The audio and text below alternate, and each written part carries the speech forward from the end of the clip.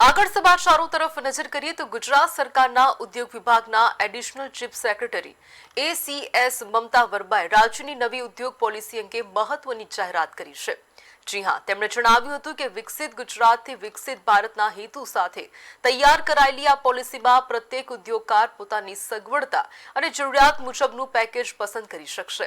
આ ઉપરાંત રાજ્યમાં રિસર્ચ એન્ડ ડેવલપમેન્ટ સેન્ટર શરૂ કરનારાઓને ખાસ સબસિડી આપવામાં આવશે, તેમજ સ્ટાર્ટઅપ ક્ષેત્ર પ્રોત્સાહિત થાય તે માટે સબસિડીના સ્કેલમાં પણ મોટો વધારો કરવામાં આવ્યો છે।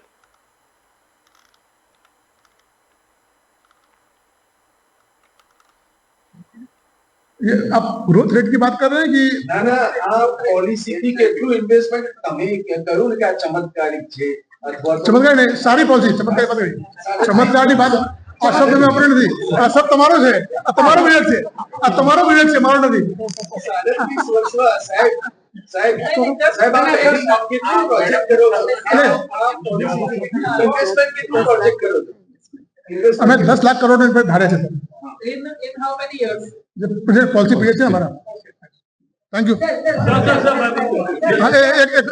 4 વર્ષ 5 વર્ષના સબાટિકલ પછી જે પાછા આપવામાં આવે છે એ માટે સ્પેશિયલ ટ્રેનિંગ પ્રોગ્રામ્સ અને એને ફરીથી કેવી ટ્રેન કરીને કઈ રીતે એ લોકો વર્કફોર્સ પાર્ટિસિપેશનમાં જોડાઈ શકે એ રીતે એ લોકોને તૈયાર કરવામાં આવશે અને સાથે સાથે એને સબસિડી પણ રેન્ટ સબસિડી અને બીજી સબસિડી પણ કરવામાં આવશે। સ્ટાર્ટઅપમાં પણ અમે સબસિડીનો જે સ્કેલ છે એ વધાર્યો છે અને સાથે સાથે જે ટેક બેઝ જે સ્ટાર્ટઅપ છે એના ઇન્સેન્ટિવનું ધોરણ પણ વધારવામાં આવ્યું છે।